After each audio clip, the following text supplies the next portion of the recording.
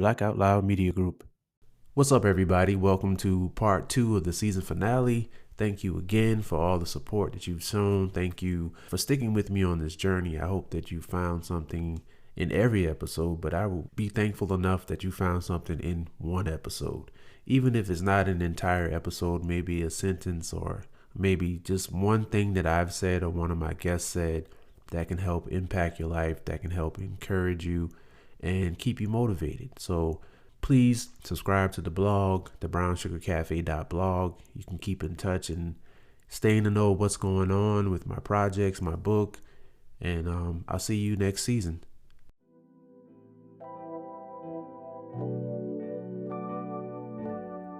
Welcome back to another episode of the Brown Sugar Cafe podcast, the place where poetry meets conversation. I'm your host, Terrence P. Elmore, and before we get into today's topic, make sure you hit that plus sign so you don't miss an episode.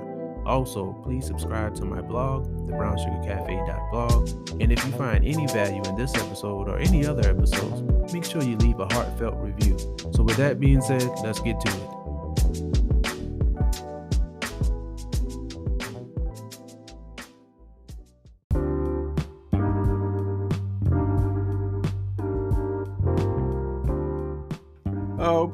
How did you all come up with the idea to start a podcast? What was that aha moment where it's like, let's start a podcast? Because I remember when I was on you guys' podcast and, you know, we were just talking about it. Y'all were telling me all different things. And at that time I was saying, you know, I'm thinking about it. It took me a while, but I finally got here. But how did that conversation start? So we were, I want to say we was on an interview circuit. We was doing a lot of interviews with people, and they would always ask us about how we met, how the book came to fruition. Yeah. And it was from our lunch conversations that we had on Fridays. Every other Friday, we would go out to lunch together as a group, and we would talk about whatever we want to talk about, you know, good stuff, bad stuff. But really, man, just kind of building with one another, doing things that Black men normally don't do, which is sharing with one another about our lives and working to build that, right? So we was going through that, and a lot of people were just asking us about, you know, oh, can we come to lunch with y'all on Friday? We want to sit in lunch with y'all on Friday to hear what y'all talking about. I mean, this was women, men, children, old, young. Like, a lot of people was kind of asking us about that. So we was thinking, like, how do we bring our conversations to the people so they can see like who we are, to kind of pull back the curtain a little bit. And that's how we came up with the idea of doing a podcast. It was Gerard's idea. He had access to the thought. He was like, "Hey, man, we should try to do a podcast." And our early stages of podcasting, we did not have microphones. We wanted to make it happen. That's what we were at that point in time. Right. We would do whatever we were willing and needed to do to put something out there. So our first podcast was on a conference line. So we would call into our conference call line that we had whenever we wanted to do interviews or talk with people or set up, you know, we were setting up things for our book and for our speaking. Okay. And we went on to our conference call line and just started recording us talking to one another over the line. Now it was really stale. That's the word you're looking for. Ashy. Yeah, that's the word, ashy. It was really ashy. but also the conversations were not smooth at all, right? Because it was kind of like, all right, I'm gonna say something, then I stop, and then Gia kind of be like, "Oh, he finished talking. Okay, now I'll say something now, right?" So it was a lot of pauses in between there. It wasn't really clean, but we started it, right? That was the effort. So once you start something, again, God meets you where you at and bring you to where you need to go, right? So once you put forth the effort, once you start it, man, and you're genuine about it, the world conforms to that. The world says, "Oh, I see your energy. I like what you're doing. Let me help you out." Man, so other people started getting involved. We were interviewing people on the conference line. They was kind of giggling about it, but they started giving us options. And Gerard started doing more research. We end up purchasing some mics. Got a PA board, and we started meeting at his home.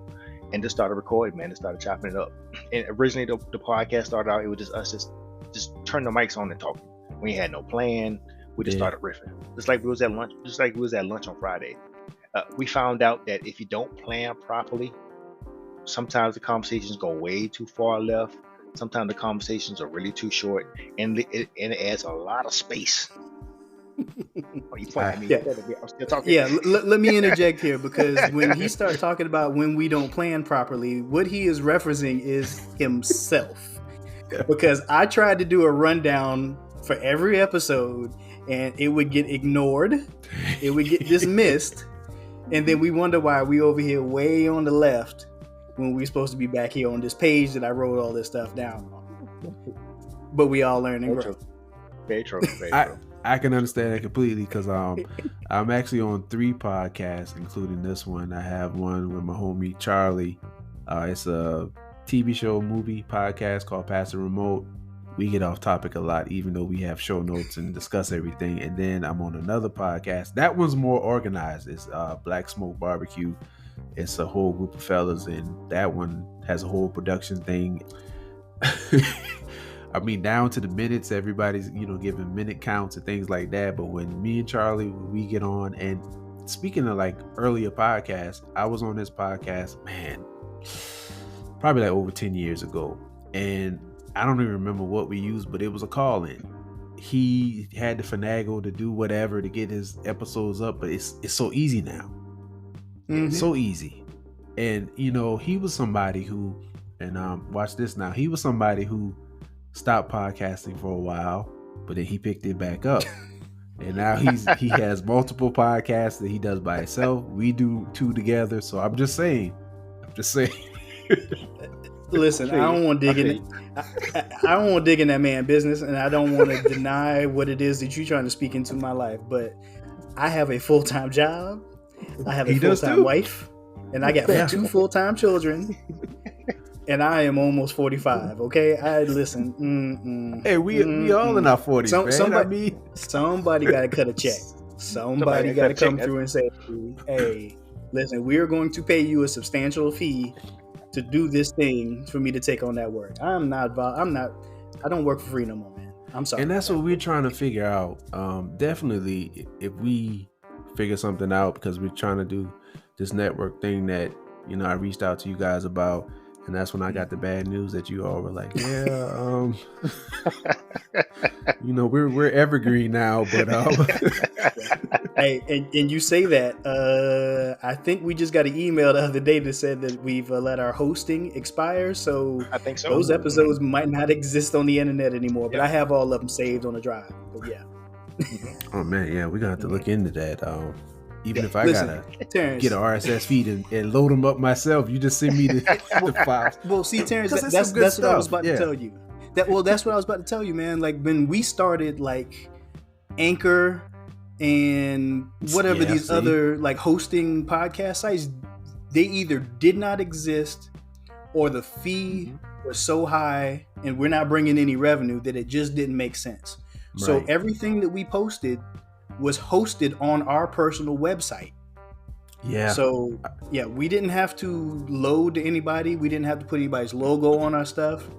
We hosted it on our own website and supplied that information to the podcast providers to have our episodes for everybody to listen to. So yeah, man, look, when Mike talks about how we did these first episodes on the conference call line, we were not even putting them on Apple Podcast or nothing. They were hosted on our website. You had to go to our website, pull up the page, download the MP3 or listen with an open browser tab. That's how long ago we was doing this. Yeah. It's a whole different ball game now. Yeah. Anchor changed the game with the being able to record on your phone and just let it rip. Plug and play. Pretty much plug and play, right? Yeah. You don't have to edit if you don't want to. You can just let it go. Mm-hmm. Seeing how it changed, do you all think if you all had started like now with how easy it is, you think it would have made it simpler, or you think you would have had that, I don't know, I don't want to call it burnout. It's just like, hey, we got a lot of stuff to do and we really don't have time to manage a podcast. So do you think it would have had more longevity? I'll let you go first, G. I need to think on this for a second. Okay, well, I'm not even sure in today's climate, in 2023, I would even think about starting a podcast, because I'm not sure how we would be able to stand out and be recognize there's so much competition. There's so much.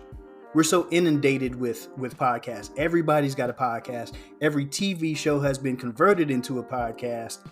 Every series has a companion podcast so that you can recap what you just watched on TV on a podcast. I don't know if in today's environment, personally, I would have been interested in starting one, because when we did it, this is probably back, 2012, 11, something like that. 13 maybe?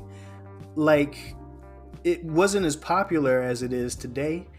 And it was an opportunity for us to kind of speak unfiltered with what we wanted to say and how we wanted to be heard. And we, I can't say that even then we stood out in the landscape, because you had to know us to kind of know that we even had a podcast. But I think it had a feeling of, here's our opportunity to say the things we want to say without necessarily having to be invited on somebody else's terrestrial radio show or local cable television show to say the things we wanted to say. So it was an opportunity for us to kind of get out then, experiment with our voices, get an understanding of who we were, what we wanted to say, and kind of learn on the fly. Whereas today, we're different people. It's a different environment. Oh yeah. And I don't know if that's the area that I would choose to try to make my impact in. So that's why G and I work so well together, right? Because he's the what if guy. Because I jump out the window, I'm like, let's go do it. Well, G be like, hold up, dog. So before we jump out here, notice the theme, plan, me, Mike. Before we do this, let's take a look and assess the situation first, right? So I'm just thinking, I wouldn't be thinking about like the environment and what's going on right now, because my thought is I need to share this. I feel like sharing this. I think if we slid the timeline from then to now, when we wrote the book and wanted to do the podcast, I think we would still do it. I'm not sure about the length of time that we did it before. We put a lot of work into that podcast for a lot of years. I recall we celebrated that was our 50th of 100 episode, G, that we did the live podcast. That was 100. Yeah, that was 100, right? So we celebrated a 100. I'm using quotation marks, everybody, with my fingers. 100th podcast episode, right? Because we had already did many more before we even started counting. The ones we did before we counted, like over the conference phone, and when we first got started moving over to a platform, we didn't really count those podcasts that we did. Those were like practice runs for us, right? So when we really started counting, we got to 100. Man, we was doing live podcasts. We had a lot of momentum going along. Then the pandemic hit, and when the pandemic hit, G and I realized how tired we were. Like, yo, we exhausted. We exhausted, man. Yeah, I remember those the little, I don't know, I guess you call them shorts y'all used to put up on the page with y'all. Oh yeah, I'm like, we experimented. I'm loving this way this is going. Yeah. But it worked. I mean, it caught my attention, caught people's attention. I'm like, okay. I'm like, so there's another episode. There's another episode. Okay, we got an episode. It's just like, okay, all right. Yeah. I think during that time we had taken a hiatus. We had taken a couple months off. Yeah. And we wanted to get back into it, but we knew we couldn't commit the time to get back on the regular cadence that we were on previously. So we were trying to think, how can we provide something in our feed that requires less work, but is shorter in length, but still kind of appeal to who we are and what our thought process is. So I had the G code, which was me basically seeing something that was going on in everyday life and then dissecting it to say what the lesson is in it. And Mike had the sermon, where he was basically kind of explaining various things and concepts, leadership, making sure that you are giving consistent effort, things of that sort, where he just kind of encouraged people to continue to press forward. And we kind of added that to the mix for a while and did that for a minute to kind of supplement the fact that we weren't doing podcasts as frequently. And it's something that I think helped us to kind of continue what it is that we intended to start out doing. But we were really just finding our way and experimenting in a landscape that really did not have any established precedent, so to speak. We were just trying to figure out what to do, but we knew we had things we wanted to say and we wanted them to be heard. So we just tried whatever we could figure out that would work, and made adjustments as we went. Yeah, because Terrence opened up, man, talking about his books and what he was looking to do, man. That's what we were too, man. Everything we did was out of love. We wanted to serve. We wanted to help people, man. So that's why we were tired and exhausted. We were like, well, we don't want to do a full podcast. What can we do? We still want to serve the people. We still want to give them something, right? Even if we didn't know how many people were actually listening, we knew somebody was listening, right? So we wanted to drop something out there for somebody. Thin. See, that's why y'all got to get me those files, and I'll upload them on our RSS I got them. feed. I'll throw them in a Google folder for you, man. if you want them, you are more than welcome. Yeah, because I think the whole website thing might have deters people, because people just want stuff to be convenient. Yep. Yeah. No matter how good the information is, it's like, you mean to tell me I got to do what? So it's not an app I can just, and they'll completely miss out. Yeah. Mm-hmm. Yeah, you're right, man. Because we had some brush shows off a little bit. We had some really good episodes, man. Yeah, y'all did. Yeah. Hey, you deserve to brush some shoulders off. And to your point, the pandemic was a very difficult time for us all. So a lot of us came out of that with different mindsets and doing things differently. So, it's expected. So seems like there's an evolution. That's right. To the board meeting. Mm-hmm. So what's next, or what has gone on since the hiatus? You see how I keep saying that? The hiatus, we're coming back. Terrence got plans. You want to get into it, huh? Yeah. Hey, listen, we can talk. Hey, listen, I'll listen to what almost anybody has to say. That don't mean I'm gonna act on it, but I'll hear you out in most cases. Yeah. But it's interesting, Terrence, you asked that question, because that was something, Mike, I was thinking about recently that we hadn't really talked about. But I think when how we talked about earlier, how the things we go through, we don't realize that they're preparation for the next thing in your life. Mm-hmm. I think, and I'll speak for myself personally, Mike, I'll allow you to speak for yourself as well, but I think we really thought when we began the process that this was a thing that was going to evolve, and we were going to be able to quit our full-time jobs, and we were going to become this thing as in whole. Like, this was going to be our life's work, so to speak. And we went at it for a while, and it never quite tipped the scales in that direction. And I think after a while, when you're doing it for so long, and you kind of hit dead ends and roadblocks, and you question whether it's the right thing or not, and sometimes you hold on to it whenever you probably should be letting go, that you kind of burn yourself out a little bit. And we constantly found ourselves in situations, or I'll say, again, talking for myself, so I apologize, Mike. I found myself in situations where the work that was being asked of us to do took too much away from my personal life, my work life, and did not provide any equal or return. I didn't get back out of it the thing that I needed to get due to the sacrifices I would have had to make to keep doing it. Right. So after a while, it's honestly, for me, it's fallen by the side a little bit. But I look at the time that we spent, and man, listen, we took probably the better part of 14 years, maybe, between writing and when things kind of like today, where we're coming from, writing the first book. In that time, we essentially created another job for ourselves. We showed the initiative to go and do the public speaking that we were doing. We did the writing, we did the thinking, we did the talking. But it wasn't necessarily for the purpose that we started out for. I think it has helped me tremendously in my professional life grow into the person who I needed to be professionally to make me a better person for the job that I have to do on my day-to-day basis. So, it's in a certain regard, I'm a little disappointed that it has not worked out in the way we initially thought.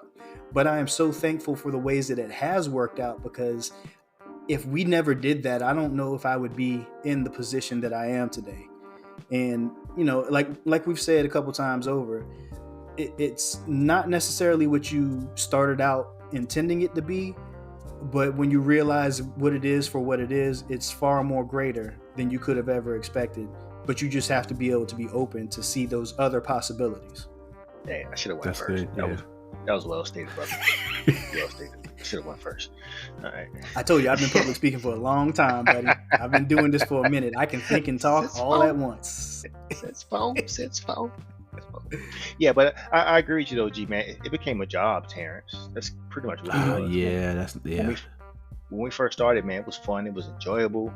But the more we added to the podcast and the more professional we wanted to be, it became less of a sharing our life and really trying to build people up to becoming, oh man, we gotta record another podcast. It's Tuesday already. It's Wednesday already. Oh man. Yeah. It became that. So like what we doing today, if I can just show up, throw the microphone on, and run my mouth, oh man. I am talent. Showed up. I am talent. I show up. Talent, dog. I speak. Talent, dog. I lead. Come drop these bars. Come drop this hot fire, and dip about it. Like this, man. This would be pleasurable for me to do, man. If I was going to a studio, or like going to somebody, going wherever, and we linking up that have this conversation, man. Like I would really enjoy doing that, and that's something I could continue to do because, being that I work from home a lot now, I don't really get the interactions with people like I used to get. Not saying that I like a lot of interactions because I'm an ambivert. I ain't gonna argue with you about this. Yeah. I ain't gonna argue with you about this. I'm an ambivert. I'm not gonna argue with you about it. You said ambivert. I feel like I've won because you kept claiming introvert. I was like, no, that is not you. Stop that. That's me. I didn't have the term ambivert until I saw it, right? So I kept saying, I was like, I'm introverted though, man. I'm introverted because I didn't really understand introvert, extrovert. I just thought extrovert was somebody who was outgoing, and introvert was somebody who wasn't outgoing. But really, what it really is, the extrovert gets their energy from being around people. That's how they recharge their battery. Where introverts recharge their battery from being by themselves and being in their head and their thoughts, like you like to do. I like to do the same as well, right? So if I could just show up, run my mouth, get an opportunity to be around some people, some good positive energy, laugh, joke, have a good time, learn something new, drop some gems, and move on. Man, I could do that consistently for a very long time because I understand you need that community in your life. You need an outlet. You need an outlet to be able to share. Because I always talk about when we share with the boys, tell them you can only pour from the glass what's in it.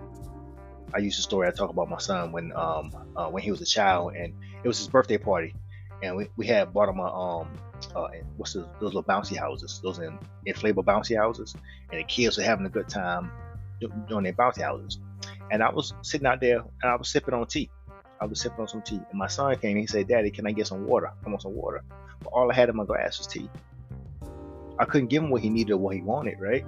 Because my glass was full of tea and not full of water, so I couldn't give him what he wanted.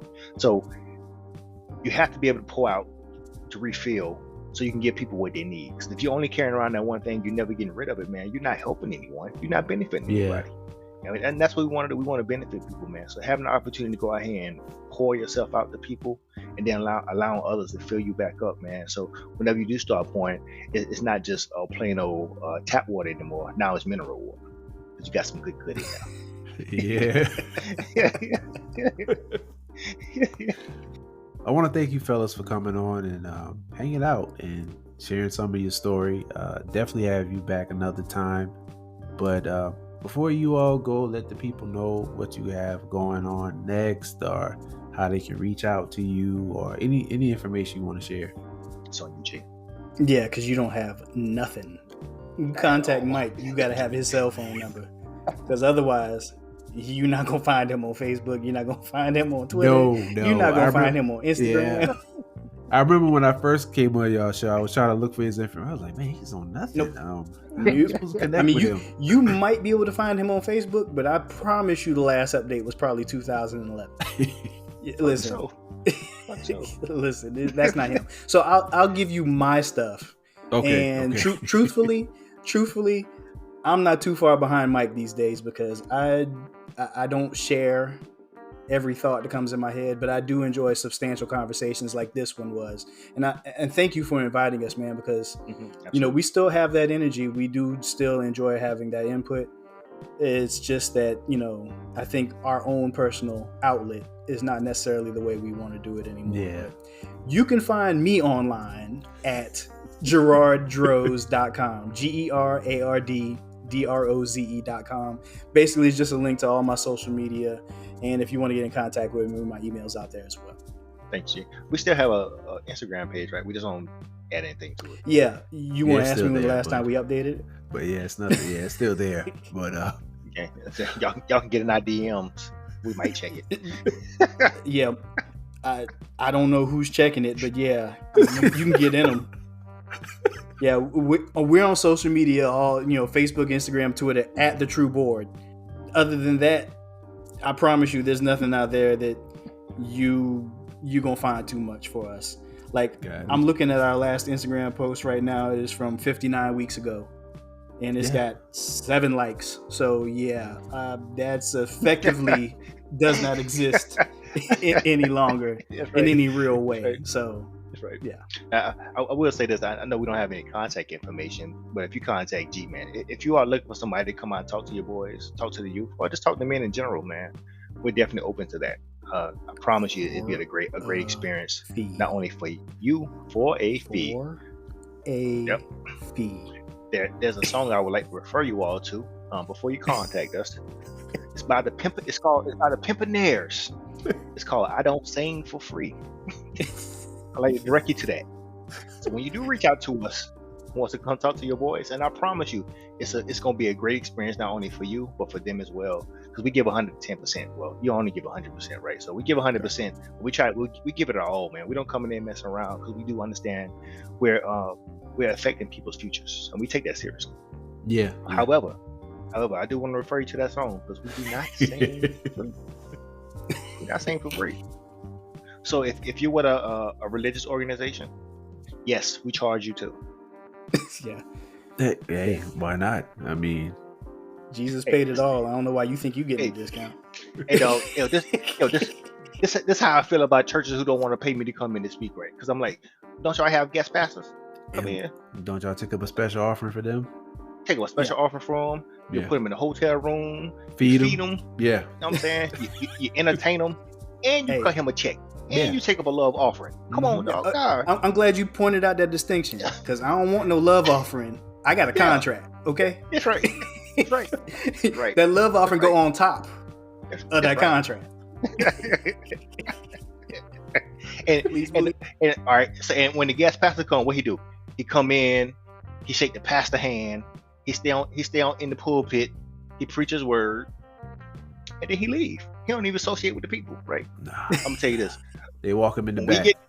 When we get there, dog, it's a full experience. If the event started at 9:00, we're gonna be there at 8. If it end at 12, we're gonna be there. We're gonna be there at 1:00, talking to anybody who want to talk to us, answering any questions we want to answer, man. Helping them clean up, dog. Because it's important to serve. It's important to serve people, man. That's important. Yeah, I'm big on that too. Especially like when it comes to leadership. I think you have to be a servant leader. Like, you give so much more when you're willing to serve people and not just be served. Mm-hmm. I think a lot of people miss that. It's a 2-part situation. Like, you shouldn't just be letting people serve you. Like, what are you giving back? What are you pouring into those people? How are you helping out? I mean, it's people, like you said, they're speaking and, all right, I'm out. That's it. But how much more can you give if you spend the extra time, answer some questions? I think what was the saying that the apple seeds, it's not how many apples. It's not how many seeds are in the apple, it's how many apples are in the seed. That's it. That's what it's about. Is who we're affecting and who they're affecting. Yeah, man. I just want to say to my listeners, like, just take the time to just be people. It doesn't hurt you. It doesn't cost you anything to go the extra mile to help somebody. Talking to these guys, like they said, they'll show up early and leave late. Speak on it, Terrence. Speak on it. I guess, yeah. And I was full of energy talking about it. I'm gonna back up off that though. Yeah, but all right. So I know we're trying to wrap up. So I'm gonna try to make this point real quick and stop right. At least for the last 5 minutes, but you keep talking. I can't help myself though. Because he said something. He said something that was important, like the little extra. And I tell my sons, man, like in order to be extraordinary, you don't have to be like over the top, grandiose about things. If you do just a little bit extra every day. So instead of taking one step, you take a step and a half. How much further along are you when you take 10 steps and look back? That's an extra 5 steps you've already taken in your day, in your journey. Did that one step, so you already doing extra. So you are extraordinary just by doing a little extra, man. So I encourage you all, man. When you feel like you stop, take an extra 5 minutes and keep going. Just do a little extra, man, because that little extra makes you extraordinary. I guess that's it. Thank you guys for coming on, and to my listeners, remember, keep pushing forward.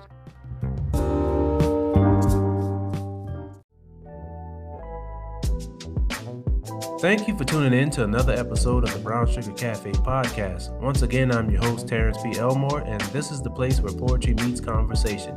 Hit that follow button and turn on your notifications so you won't miss an episode. Check out my blog, thebrownsugarcafe.blog. Also connect with me on Instagram at thebrownsugarcafe. Hope you enjoyed this episode, and as always, remember, keep pushing forward.